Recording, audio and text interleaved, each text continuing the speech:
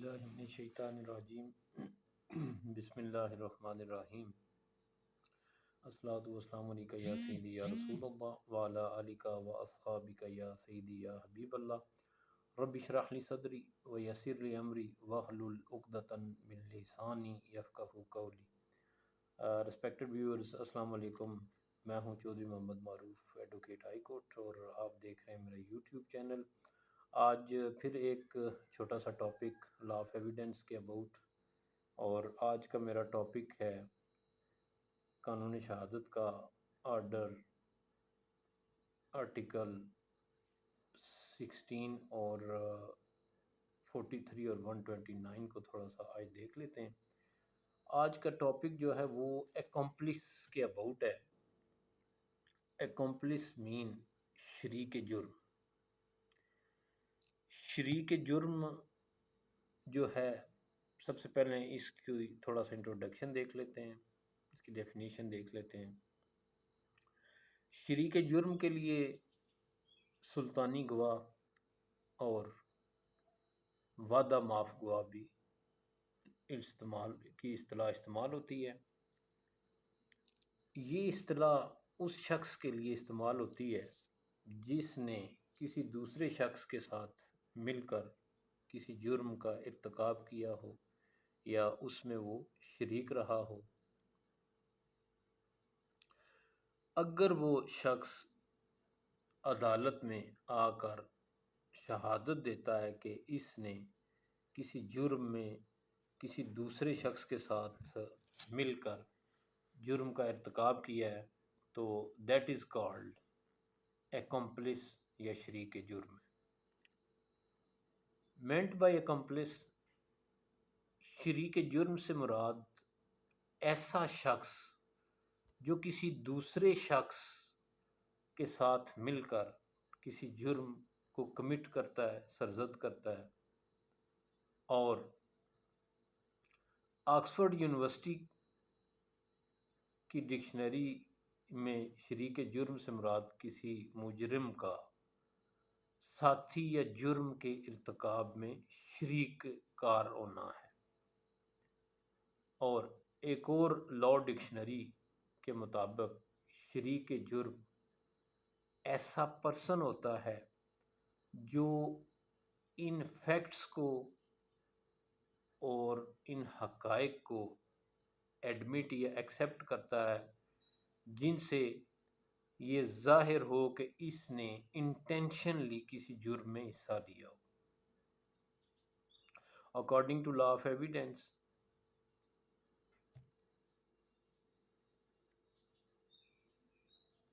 ایسا قانون شہادت آرڈر میں شریک جرم کی وضاحت واضح انداز میں اس طرح سے نہیں کی گئی۔ عام طور پر یہی پریزیوم کیا جاتا ہے کہ شریک جرم سے مراد ایسا شخص جس نے کسی دوسرے شخص کے ساتھ مل کر کرائم کمٹ کیا ہو، یا کسی اوفینس میں یا کسی وقوعہ میں وہ اس نے کسی دوسرے شخص کے ساتھ مل کر کوئی جرم سرزد کیا ہو۔ اسکوپ آف ٹرم میں شریک جرم کی اصطلاح میں صرف وہی پرسن شامل نہیں ہوتا جو خود کسی دوسرے شخص کے ساتھ فزیکلی اس نے پارٹیسپیٹ کیا ہو، بلکہ جو شریک جرم کی اصطلاح یہ اس سے بھی زیادہ واسٹ اور وسیع ہے۔ ہر ایسا بندہ شریک جرم کہلاتا ہے: نمبر 1، جس نے کسی دوسرے شخص کے ساتھ مل کر کوئی جرم سرزد کیا ہو، کسی ادر پرسن کی اس نے مدد کی ہو، اور جرم سے متعلق کسی سازش میں شریک رہا ہو، ارتکاب جرم میں اس نے پریکٹیکلی حصہ لیا ہو۔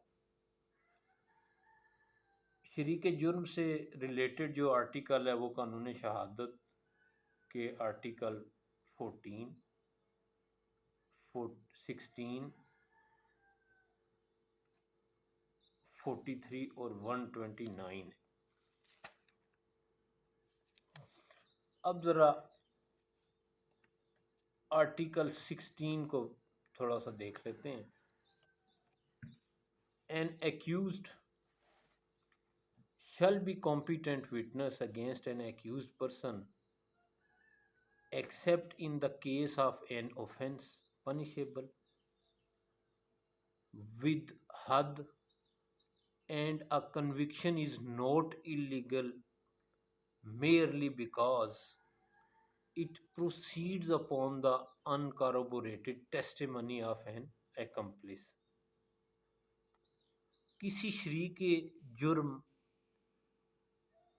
کسی ملزم کے خلاف شہادت دینے کا وہ بندہ اہل ہوگا ما سوائے ایسے جرم کی صورت میں جو حد کا مستوجب ہو، اور اس کی سزا یابی محض اس بنا پر جائز نہیں ہے کہ وہ کسی شریک جرم کی جو غیر معید شہادت کی بنا پر صادر ہوئی ہو۔ آگے اسی طرح آرٹیکل 43 دیکھ لیتے ہیں۔ Consideration of proved confession affecting person making it and other jointly under trial for same offense when more persons than one are being tried jointly for the same offense and a confession made by one of such person is proved, such confession shall be proof against the person making it, and the court may take into consideration such confession as circumstantial evidence against such other person. Further, see further explanation. Offense as used in this article includes the abetment of or attempt to accomplish the offense. Illustrations: A and B are jointly tried for the murder of C. It proved that A said B and I murdered C. The court may consider the effect of his confession as against B. B, that an accomplice is unworthy of credit unless he is corroborated in material particulars.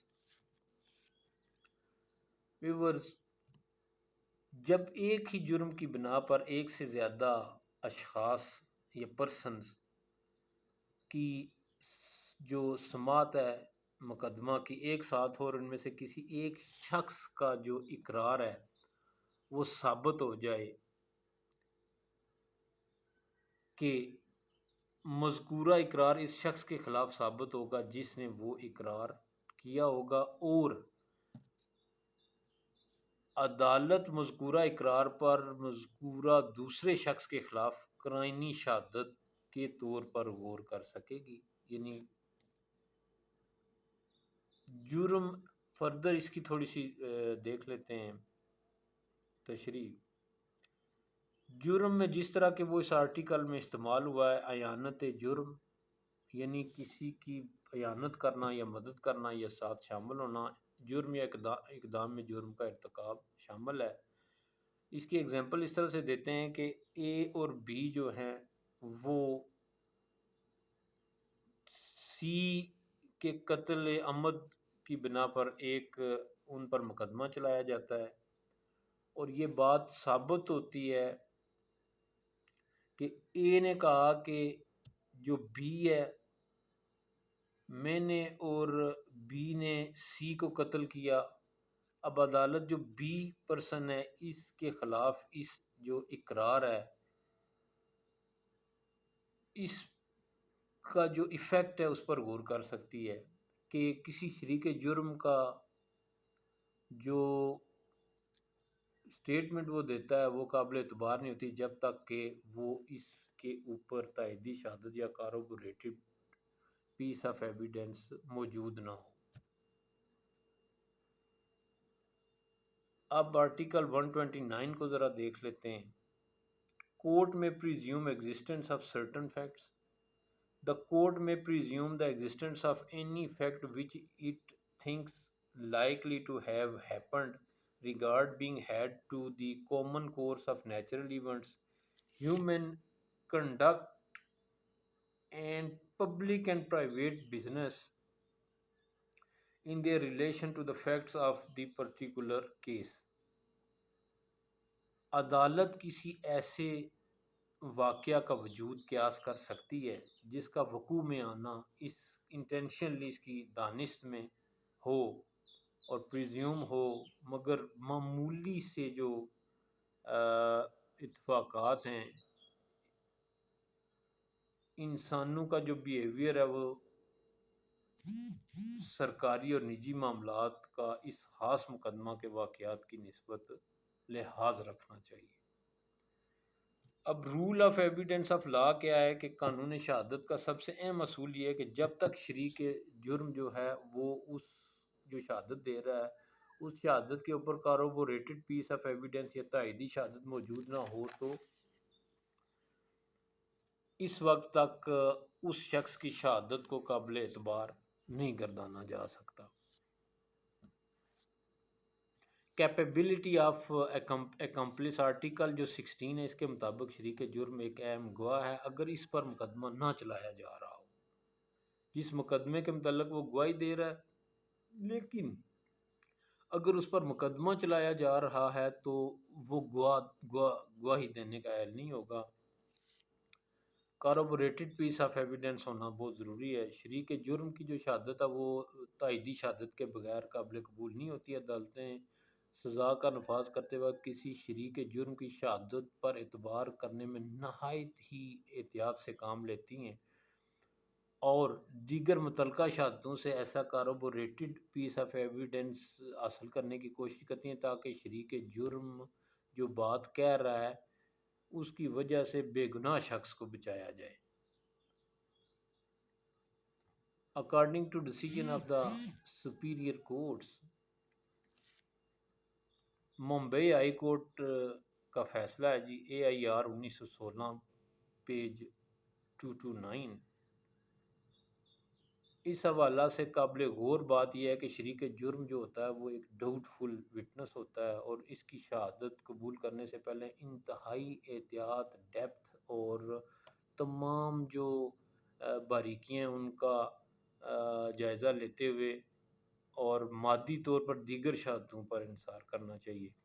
اسی طرح AIR 1931 Patna page 105 ہے کہ بغیر کاربوریٹڈ piece of evidence تائیدی شہادت کے اور استثنائی صورتوں میں مخصوص حالات میں سزا کے نفاذ کی بنیاد ایسی غیر قانونی سزا پر نہیں ہوتی۔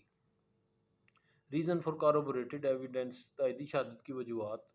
آرٹیکل 129B سے یہ اصول واضح ہوتا ہے کہ شریک جرم کی گواہی تب تک قابل قبول نہیں ہوتی جب تک کہ اس کی تائید کسی کاربوریٹڈ پیس آف ایویڈنس یا تائیدی شہادت سے نہ ہو جائے۔ شریک جرم کی شہادت پر بھروسہ کرنے کی بہت ساری وجوہات ہوتی ہیں، مثلا وہ معافی کی غرض سے شہادت بھی دیتا ہے اور اس طرح وہ کسی بے گناہ شخص کو ملوث کر سکتا ہے۔ اس لیے انتہائی باریکی کے ساتھ جو عدالتیں وہ جو ہے جب بھی تائیدی شہادت جب جو شریک جرم کی شہادت ہے اس کی پر انحصار کرنے سے پہلے لازمی دیگر واقعات جو ہوتے ہیں ان سے کاربوریٹڈ پیس آف ایویڈنس کو بھی دیکھتی ہیں۔ Standard of corroborative piece of evidence, تائیدی شہادت کے معیار کو ہر مقدمہ کے حالات اور واقعات کو مد نظر رکھ کر پرکھا جاتا ہے اور اس ضمن میں جو جرم کی نوعیت ہے، گواہ کا اپنا کردار، کریکٹر کیسا ہے جرم میں، اس کی شمولیت کو بھی عدالتیں کیپ ان ویو رکھتی ہیں، مد نظر رکھتی ہیں۔ اور rule of for corroborated piece of evidence جو تائیدی شہادت کے لیے اصول وضع ہوئے ہیں اس میں ارتکاب جرم سے متعلق تائیدی شہادت کا ہونا بہت ضروری ہے۔ ایسی جو شہادت ہے وہ جرم اور جرم کے حالات و واقعات کے مطابق ہو۔ شناخت، تائیدی شہادت ہر ملزم کی شناخت سے متعلق ہونی چاہیے۔ تائیدی شہادت ہر ملزم کی جرم میں موجودگی سے متعلق ہونی چاہیے اور اہم واقعات، تائیدی شہادت جو ہے اہم واقعات کے متعلق ہونی چاہیے۔ پرپز آف ایکمپلس، سلطانی گواہ کا بیسیکلی جو پرپز ہے یہ کیا ہے؟ شریک جرم کی شہادت کو اس لیے عدالتیں مانتی ہیں کیونکہ بعض جرائم کی شہادت حاصل کرنا اس وقت ممکن نہیں ہوتا جب تک کہ شریک جرم میں سے کوئی ایک معافی کی غرض سے یعنی ان واقعات کو بیان نہ کرے جو اس کے علم نالج میں ہوں یا اس کے علم میں ہوں۔ اب سوال یہ پیدا ہوتا ہے کہ آرٹیکل 16 اور 129 بی یا بے میں فرق کیا ہے؟ تو آرٹیکل 16 سلطانی گواہ کی شہادت کی مقبولیت کا اصول واضح کرتا ہے، اور آرٹیکل 129 بی عدالت کی رہنمائی شریک جرم کی شہادت کے سلسلہ میں جو ہے وہ کرتی ہے۔ اس آرٹیکل کے تحت شریک جرم کی شہادت کی تصدیق بذریعہ تائیدی شہادت کی جا سکتی ہے۔ اس لیے ہم کہہ سکتے ہیں کہ جو آرٹیکل 16 ہے اور 129 بی ہے، اس میں کوئی واضح فرق نہیں ہے۔ قانون شہادت کے آرٹیکل 16 کا تعلق ویورز جو ہے وہ جرم کی شہادت سے ہے، اور شریک جرم سے مراد ایسا شخص ہے جو کسی دوسرے فرد سے مل کر ارتکاب جرم کرے۔ قانون شہادت کا ایک اہم اصول یہ بھی ہے کہ جب تک شریک جرم کی شہادت کی تائید کسی دیگر تائیدی شہادت یعنی کاربوریٹو پیس آف ایویڈنس سے نہ ہو، اس وقت اس کی شہادت پر ڈیپینڈ نہیں کرنا چاہیے۔ اور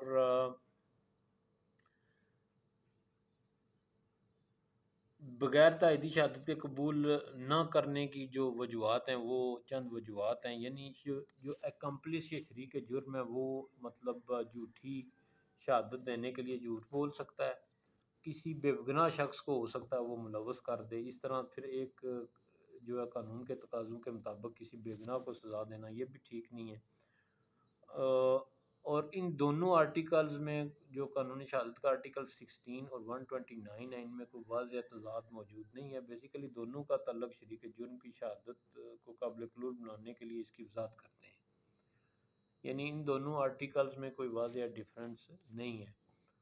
تو ویورز، آج رمضان الکریم کی 8ویں سحری ہے، امید ہے آپ سب کا رمضان بہت اچھا گزر رہا ہوگا۔ آج یہ ایک چھوٹا سا ٹاپک تھا شریک جرم کے متعلق، ہم نے ڈسکس کیا آرٹیکل 16 اور 129 بی پر ہم نے تھوڑی سی بات کی۔ انشاءاللہ جلدی ایک نئے ٹاپک کے ساتھ آپ کی خدمت میں حاضر ہوں گا، اور اسی کے ساتھ میں آپ سے اجازت چاہتا ہوں۔ چودھری محمد معروف، ایڈوکیٹ، ہائی کورٹ۔ اللہ حافظ، اپنا بہت سارا خیال رکھیے گا اور اپنی دعاؤں میں یاد رکھیے گا۔ میرے چینل کو لائک اور سبسکرائب کریے گا۔ اللہ حافظ، ٹیک کیئر۔